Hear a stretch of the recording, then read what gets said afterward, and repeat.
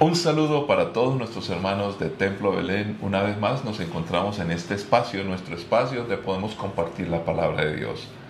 Saludamos en la mañana, en la tarde o en la noche a todos aquellos que están lejos, están en otras latitudes, en otros lugares del mundo. Bendiciones para todos. Son parte de nuestra familia, les apreciamos y queremos siempre crecer en el Señor. A propósito de crecer, creo que la palabra del Señor está presente en nuestras vidas, en nuestras casas, y esperamos que cada día procuremos leerla, comprenderla y saberla. Es precisamente el libro de libros que podemos enseñar y podemos compartir, no solamente en este espacio virtual, sino también en todos los puntos y lugares de reunión. La palabra de Dios, ese texto maravilloso, debe ser conocido en todos los idiomas del mundo.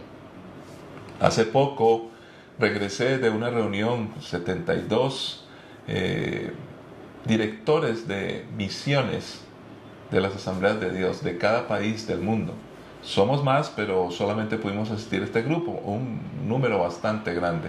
Habían otros asistentes para un total tal vez de unos 120, 130 personas, y lo que estábamos era simplemente reunidos pensando en aquellos pueblos no alcanzados que todavía no tienen el Evangelio.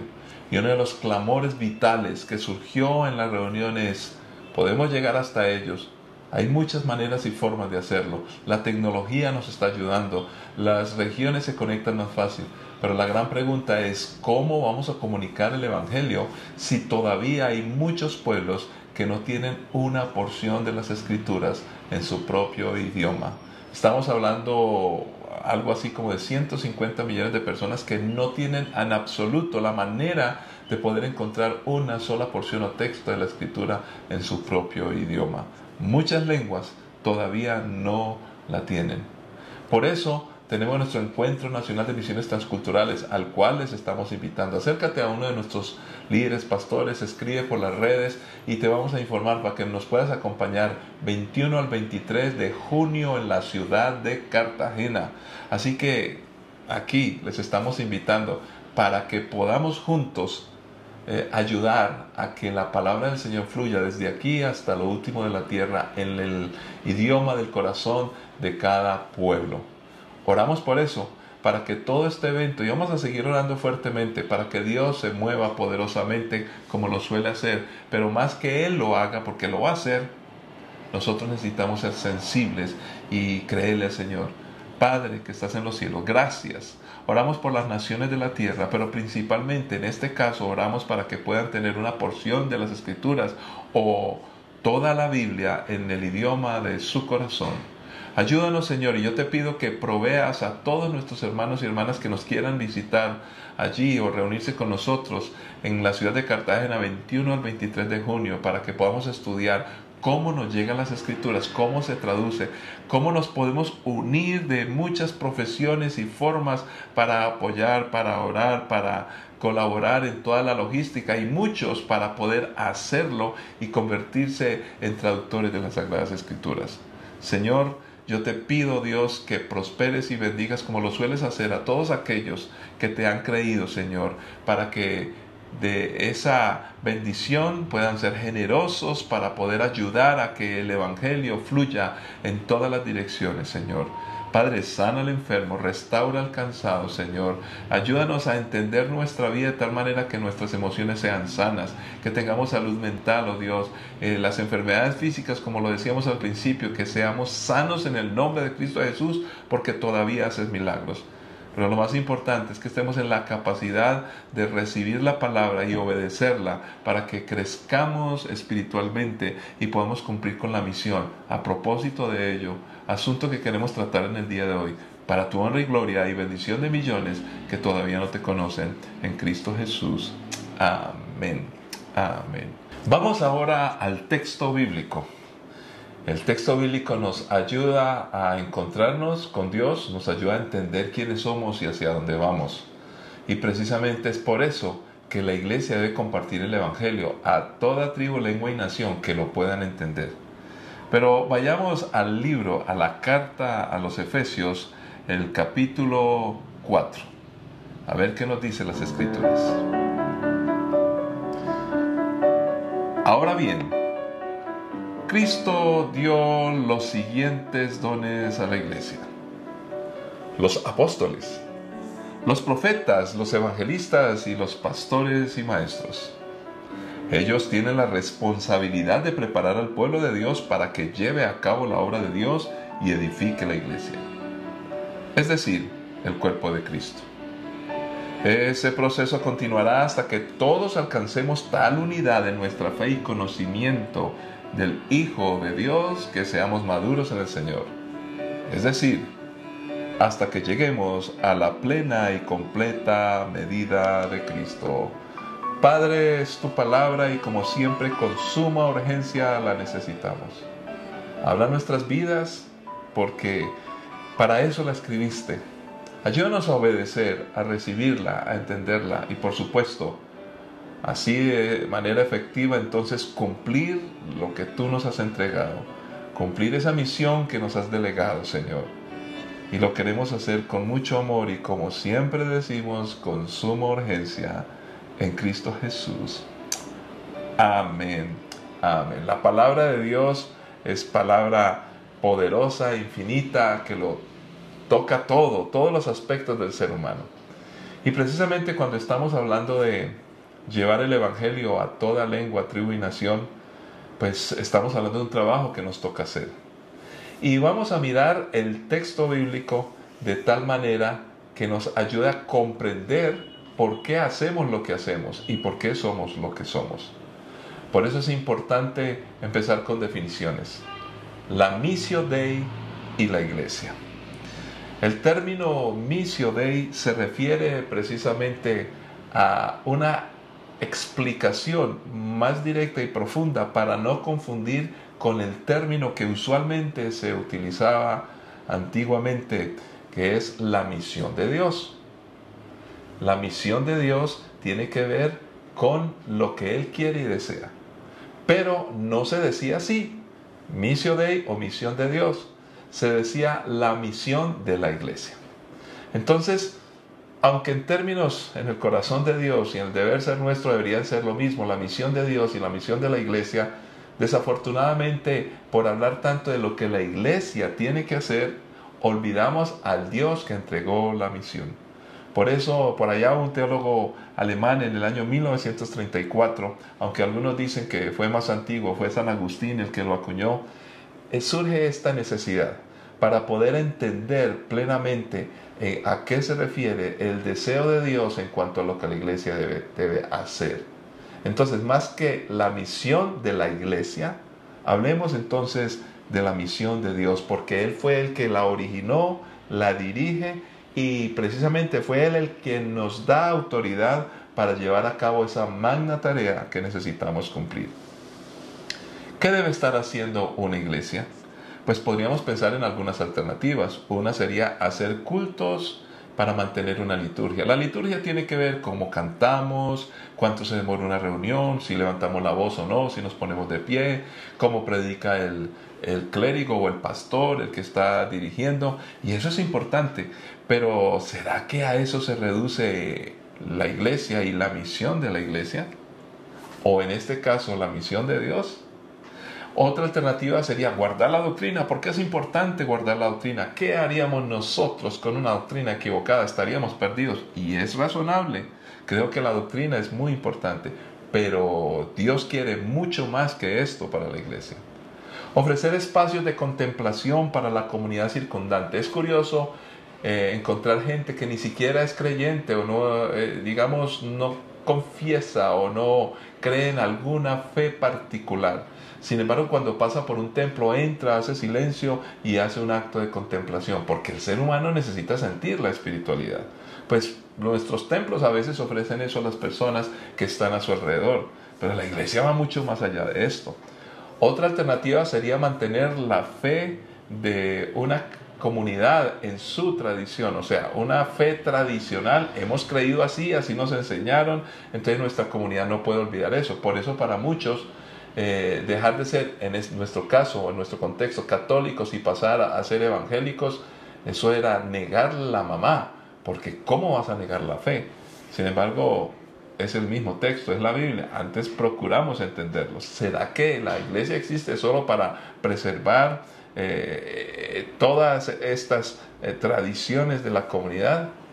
Algunos un poquitico más preocupados por el sufrimiento humano dicen, no, la iglesia está para atender a sus miembros en cuanto a sus necesidades latentes.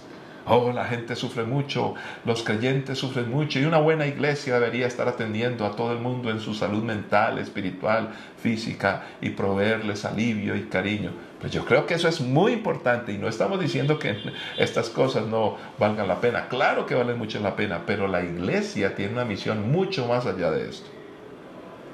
Ahora, ¿será que ayudar a los pobres? Hoy que estamos hablando de la justicia social, que hay tanta pobreza, hay tantos malos en el mundo que quieren estropear la vida de los demás y sacarles el jugo. Está bien, eso es verdad. Y creemos que la iglesia debe ayudar a los pobres, pero debe trascender a eso también. Otros hablan de ser la conciencia social de una sociedad. Nosotros los evangélicos decimos, tenemos la voz profética que debe retumbar en medio de una sociedad que está desviada de Dios. Cosa que me encanta. Y creo que hay que hablar proféticamente con toda seguridad. Pero va mucho más allá de esto. Algunos dicen que estamos para ejercer resistencia ante la descomposición espiritual. Está bien, podemos salir a protestar y organizar la iglesia con camisetas y todo esto, pero creo que es mucho más que el altruismo. Amemos al hombre y ayudémoslos en obras sociales. Todo eso está muy bien y creo que procuramos en Templo Belén hacerlo de manera muy responsable. Sin embargo, todas estas buenas intenciones son válidas, son importantes, pero se desvían del foco y la razón de ser de la iglesia. La perspectiva bíblica nos plantea algo mucho más claro, específico, directo y comprometedor, por supuesto. En sus páginas nos registra y no quiere que se oculte detrás de otras importantes demandas, pero que son más bien una consecuencia, son herramientas, son presencia de la iglesia, pero no son la misión en sí misma. Escuchemos esta frase. Dios no creó una misión para la iglesia. Dios creó la iglesia, su iglesia, para llevar a cabo su misión. Nosotros somos la iglesia, sí, pero si no llevamos a cabo la misión de Dios para lo cual fuimos creados, entonces no somos iglesia. Y todas estas cosas que yo nombré, y hay muchas más, son bastante importantes y nos caracterizan, nos identifican, pero no son suficientes. Esas son expresiones de la iglesia, son manifestaciones de la iglesia, pero todas deberían y deben estar conectadas con la misión principal. ¿Y cuál es esa? Veamos el texto de nuevo para entender lo que significa la missio Dei. Y simplemente en el orden que el mismo texto nos presenta, miremos algunos aspectos simples y sencillos y fáciles de entender, pero necesitamos obedecer y comprometernos. En primer lugar, nos dice que Cristo dio los siguientes dones a la iglesia. Pues los dones tienen que ver con un regalo de parte de Dios. Y me encanta esa frase misionera que ya acuñamos en Latinoamérica, el que invita paga. Cuando Dios nos entrega algo para hacer, nos da los recursos, las herramientas, pero también nos entrega su corazón y nos pone a la disposición para que podamos hacer lo que conviene. Por supuesto, cuando decimos lo que conviene, no es lo que me conviene a mí o a nosotros, es lo que le conviene a todo el ser humano, porque de tal manera amó Dios al mundo que Él quiere que todos procedan al arrepentimiento. Leamos Mateo 16, versículos 17 y 18. Jesús respondió: Bendito eres, Simón, hijo de Juan, porque mi Padre que está en el cielo te lo ha revelado. No lo aprendiste de ningún ser humano.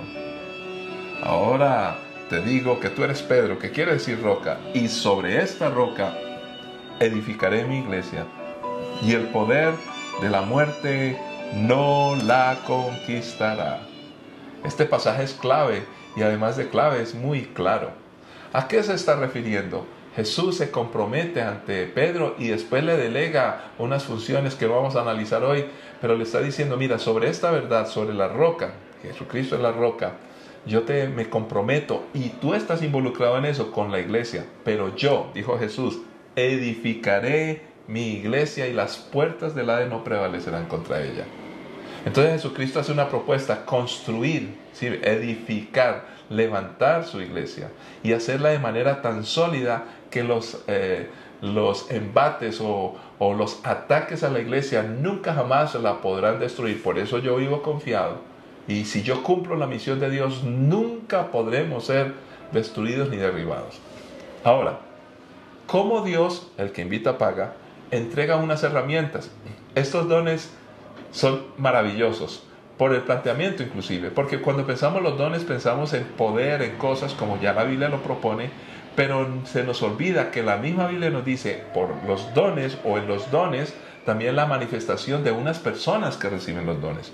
Y en este caso estos dones para la iglesia son los dones y a la vez son las personas a las que se le entregan estos dones: apóstoles, profetas, evangelistas, pastores y maestros. Pero ¿para qué estamos? Cuando hablamos de estas personas, normalmente en la tradición religiosa, no en el pensamiento cristiano de la Biblia, sino en la tradición religiosa que es humana, en una lectura humana, podemos hablar de la jerarquía que el mundo plantea, una lectura jerárquica del mundo. E inclusive se le llama a los que dirigen la iglesia los jerarcas de la iglesia. Es la tradición que nos han enseñado. Pero los jerarcas están para mandar, para imponer, para simplemente gestionar dentro de un marco que normalmente ellos creen y no es el marco de la Biblia. Pero si hacemos una lectura funcional del pensamiento cristiano manifestado en la Biblia, encontramos que los apóstoles, profetas, evangelistas, pastores y maestros estamos precisamente para servir. No es una función meramente jerárquica de mando, es una función funcional.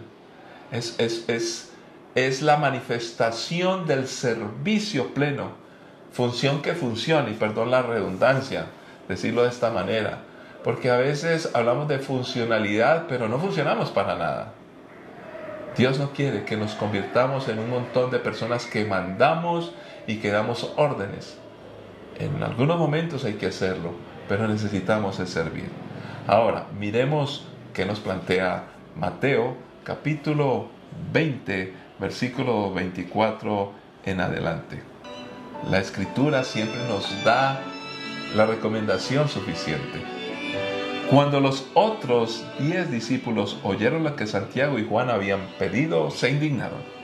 Así que Jesús los reunió a todos y les dijo: ustedes saben que los gobernantes de este mundo tratan a su pueblo con prepotencia y los funcionarios hacen alarde de su autoridad frente a los súbditos. Pero entre ustedes será diferente. El que quiera ser líder entre ustedes deberá ser sirviente, y el que quiera ser el primero entre ustedes deberá convertirse en esclavo. Pues ni aun el Hijo del Hombre vino para que le sirvan, sino para servir a otros y para dar su vida en rescate por muchos. El texto es claro.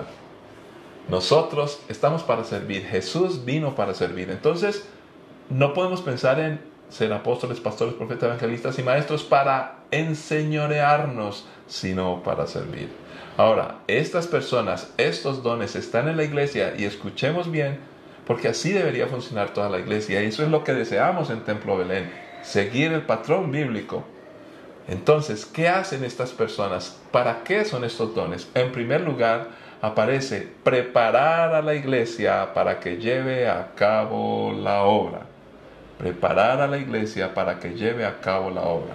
En otras palabras, nosotros, desde la perspectiva divina, debemos de estar capacitados para hacer lo que Él quiere que nosotros hagamos. Ahora, esa preparación tiene que ver con muchos aspectos, y que precisamente por eso le invitamos a todos a que hagan el RIEM de entrenamiento. Pero además de estar preparados, estamos preparados para algo muy específico. ¿Y dónde aparece eso específico? Vayamos otra vez a Mateo capítulo 28, versículos 18 en adelante. Jesús se acercó y dijo a sus discípulos: Se me ha dado toda autoridad en el cielo y en la tierra. Por lo tanto, vayan y hagan discípulos de todas las naciones, bautizándolos en el nombre del Padre, y del Hijo, y del Espíritu Santo. Enseñen a los nuevos discípulos a obedecer todos los mandatos que les he dado. Y tengan por seguro esto, que estoy con ustedes siempre hasta el fin de los tiempos. Es la palabra de Dios y claramente nos está dando las indicaciones. Nosotros somos hacedores de discípulos. Permítame explicarles, acabo de regresar de la ciudad de Panamá y nos reunimos allí de liderazgo de toda Hispanoamérica. Somos un grupo que está manejando unos ejes temáticos que tienen que ver con una meta, un propósito, una temporada de planeación que tenemos todas las asambleas de Dios en el mundo entero. Me refiero a MM33. Su mandato, nuestra misión. Las dos M's quieren decir eso, pero 33, ¿qué quiere decir? M y M, el número romano es 2000 y el 33, 2033. Esperamos al 2033 entregar en alabanza al Señor, celebrando los 2000 años de su obra en la cruz del Calvario, 1 millón de iglesias diseminadas por todo el mundo conocido. Las asambleas de Dios quieren tener 1 millón de iglesias y pasar de 100 millones de miembros. Ojalá fuéramos 200 millones de miembros dentro de 10 años, estamos hablando. Y pensando en esta tarea, buscamos cuál es la misión, cuál es la visión. Pero básicamente la misión es hacer discípulos. Así de sencillo. Y si nosotros no cumplimos con esa tarea, no estamos llevando a cabo la misión de Dios. Ahora, ¿qué nos propone este pasaje? Y los verbos están claramente demostrados. Y yo quiero que revisemos en nuestra iglesia Templo Belén. Y cuando digo revisemos, no es solamente los pastores y líderes. Cada uno de los que asiste, todos ustedes que son miembros, ya sean en otro país del mundo o que estén acá con nosotros en los distintos municipios de los distintos departamentos donde Templo Belén tiene una sede y nos reunimos todos los fines de semana. Claramente nos está diciendo el Señor en la misión, hacer discípulos. ¿Y hacemos discípulos para qué? Para bautizarlos, para enseñarles a que guarden y hagan todas las cosas que la Biblia nos deja en las historias de los evangelios que los apóstoles aprendieron, que Pablo empieza a repasar de manera muy inteligente y nos recuerda el Antiguo Testamento, aprender la Escritura para ser transformados. Y dice, obedecer. Obedecer. Vamos a repasarlo de nuevo. Nuestra labor no es hacer religiosos, nuestra labor no es hacer seguidores. Hay que seguir a Jesús, por supuesto, pero muchos seguían a Jesús por curiosidad o porque lo querían matar. Estamos hablando de hacer discípulos, bautizarles. ¿Qué quiere decir esto? El bautismo nos salva, pero en el bautismo las personas se comprometen ante Dios y ante los demás creyentes a seguir al Señor Jesús como discípulos. Es un compromiso donde se nota ante Dios y ante los demás. Un compromiso. Las personas hoy quieren ser religiosas, ser espirituales, pero sin ningún tipo de compromiso. Y cuando hablamos de enseñar, tiene doble vía. Enseñar para que otros aprendan, pero yo debo seguir aprendiendo. Aprender las cosas que Dios nos ha dejado para ser transformados. Por eso se habla también de obediencia. Estamos ayudando a los demás a que obedezcan, que caminen con el Señor, que sean fieles a la palabra que Él nos ha dejado. Pero además termina el pasaje diciendo algo maravilloso: a que caminemos juntos y juntos con el Señor. Porque Él dice, si hacemos esto, he aquí yo estoy con vosotros todos los días hasta el fin del mundo. Y a veces pensamos, ay, Dios nos va a acompañar o me va a acompañar a mí si yo predico el Evangelio. Claro que es verdad, pero dice, he aquí yo estoy con vosotros. En otras palabras, Jesús quiere caminar con la iglesia. Por eso los creyentes que dejan de reunirse, congregarse, de estar con otros cristianos, que manejan una espiritualidad aislada, realmente ya en la presencia de Dios se empieza a dejar de percibir. Y cuando el Señor venga por su iglesia, tristemente se van a quedar, porque Él viene por su iglesia. Entonces podemos caminar juntos. ¿Cuál es el propósito entonces que tiene la iglesia? Hacer discípulos. ¿Y cómo somos preparados por medio de los apóstoles, profetas, pastores, evangelistas y maestros para que hagamos la obra? ¿Cuál obra? Hacer discípulos, bautizándolos, enseñándoles a que obedezcan y caminar juntos de la mano de nuestro Señor Jesús. Pero hay un segundo aspecto que nos ofrece el texto de Efesios. No solamente dice para que cumplan la labor del ministerio como tal, sino que también nos dice para que alcancemos tal unidad de nuestra fe y conocimiento del Hijo de Dios que seamos maduros en el Señor. Y cuando dice que seamos maduros en el Señor, ¿a qué se podrá estar refiriendo? La iglesia, cuando empieza a tener sus bebés espirituales, llegamos de un mundo malo, de un mundo que nos ha enseñado cosas equivocadas. Llegamos con unas tradiciones mundanas y unos pensamientos que no son los de la Biblia, puesto que ni siquiera la leíamos. Cuando empezamos a leer la Biblia, empezamos a cambiar en nuestra mentalidad, empezamos a ser transformados.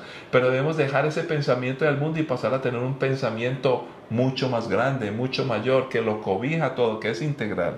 Estamos hablando que la Biblia nos lleva a la madurez.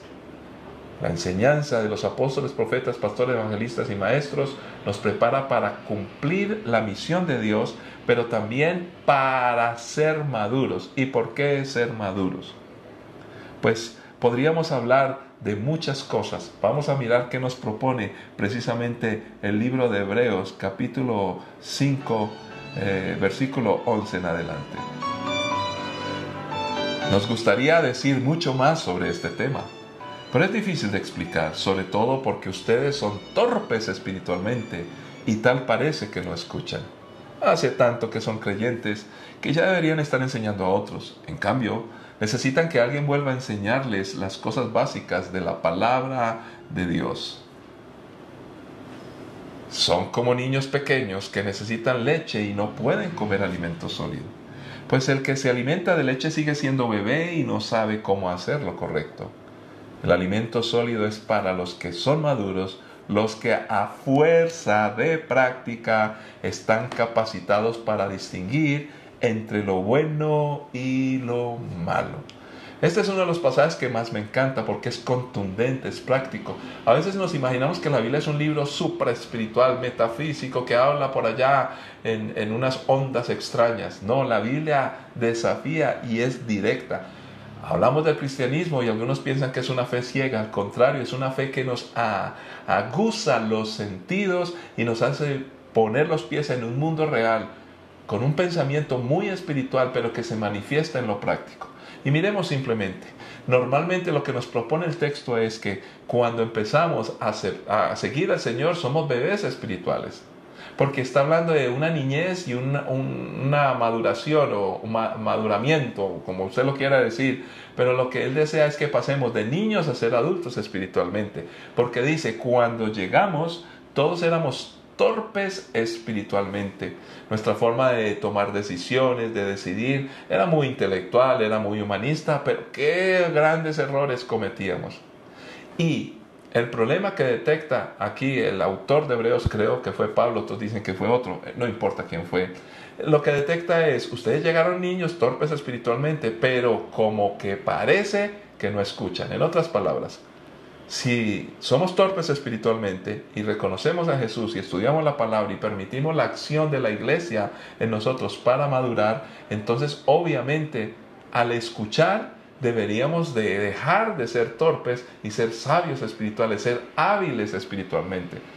Pero cuando dice que no escuchan, quiere decir que precisamente lo que se notaba no era la agilidad espiritual, seguían siendo torpes.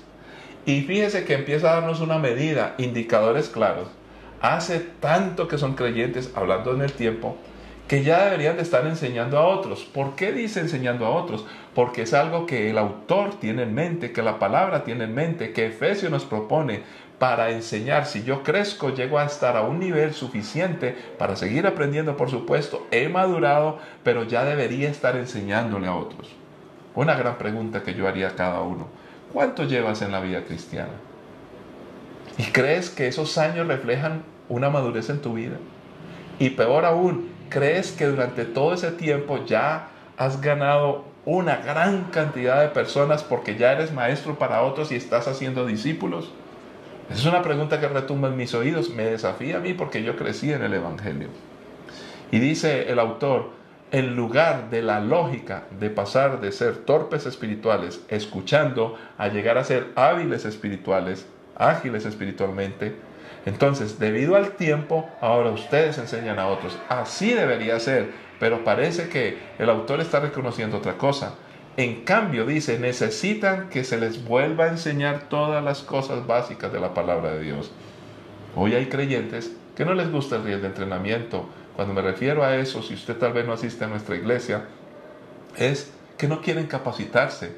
Ellos dicen, yo leo la Biblia en mi casa, no necesito de otros, yo estudio por mi cuenta, soy autodidacta. No, necesitas tener a estas personas que están capacitadas para prepararte para el ministerio y para ayudarte a crecer. Para que, como niños pequeños que necesitan leche, entonces podamos luego a comer alimento sólido. Porque el que solamente se alimenta de leche es que todavía es pequeño. Qué figura tan interesante que nos está presentando aquí. Cómo nos muestra algo tan conocido y tan familiar a todos. Por supuesto que cuando uno es adolescente, uno no se conforma con leche. Uno quiere comer más cosas. Quiere decir que estoy creciendo, que estoy madurando. El alimento sólido es para los que van creciendo y son maduros, nos dice el texto. Y, ojo, ¿cómo logramos esto? Dice que a fuerza de práctica están capacitados y que distinguen entre lo bueno y lo malo. Nosotros necesitamos practicar, por eso estudiamos, por eso predicamos, por eso tenemos a maestros, apóstoles, profetas, a evangelistas, pastores y maestros para que nos ayuden en preparación a cumplir la misión de Dios, la misión de Él, pero además de eso a crecer y madurar. Y debemos de practicar, quiere decir que hemos de repetir y repetir y repetir. Yo veo que en las iglesias hoy tenemos un montón de gente que se siente a escuchar la liturgia y no tiene la misión de Él como parte de su desafío en la vida práctica. Y están allí sentados, recibiendo, saben Biblia, discuten doctrina, critican las iglesias y a veces hasta con razón. Pero saben que ni maduros son y mucho menos están llevando a cabo la obra del ministerio. Y yo quiero concluir con un pasaje bello y hermoso, significativo para todos nosotros, Hechos 1:8.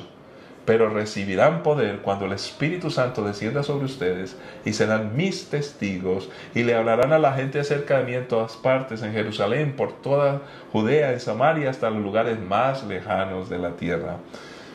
Quiero concluir con este texto que he hablado muchas veces y lo seguiré haciendo, pero enfatizando algo. Estos testigos no son los testigos tradicionales que el mundo tiene. Hay que hacer la lectura del mundo. Un testigo es alguien que vio algo que le pasó a otro u a otros. Pero este testigo que aparece en la Biblia dice, recibisteis el Espíritu Santo, ustedes lo recibieron, poder del Espíritu Santo para ser testigos. Entonces pensamos que ese poder lo recibimos solo para poder hablar bien, y sí, está bien ese sentido, pero hay un sentido mayor. El sentido mayor es que ustedes recibieron el Espíritu Santo que los transformó, los cambió, y ahora no son testigos solo de lo que le ha pasado a otros, sino que son testigos y van a hablar de lo que a ustedes les ha sucedido. ¿Y cómo lo muestran? Porque el poder del Espíritu Santo los ha transformado, los ha santificado. Por eso pueden ser testigos efectivos, porque lo han vivido, lo han sentido, lo han palpado. Él ha hecho, el Espíritu Santo, por medio de la palabra, la obra de Jesucristo, ha hecho en nosotros una gran obra. Nos da poder para hablar y para desplegar toda esa autoridad que nos ha entregado nuestro Señor Jesús. Pero siempre, eso sí, como vasos limpios, recordando que la unción se sirve en un vaso que se llama carácter. Por eso necesitamos madurar, porque si no el vaso está sucio. Entonces cuando llevamos a cabo la obra del ministerio, esa suciedad impide que seamos efectivos. Y por supuesto, al ser inmaduros, no solamente la gente no nos va a escuchar, va a criticar la iglesia, va a criticar las cosas de Dios por nuestra incoherencia, no somos consistentes, pero además de eso vamos a sufrir como personas inmaduras. Pero a ti y a mí nos consta que Él nos ha transformado y ojalá que crezcamos. Por eso ayudémonos unos a otros y entendamos lo que Templo Belén quiere. Solo queremos ser la iglesia que Dios quiere que seamos, que cumplamos la missio Dei, la misión de Dios.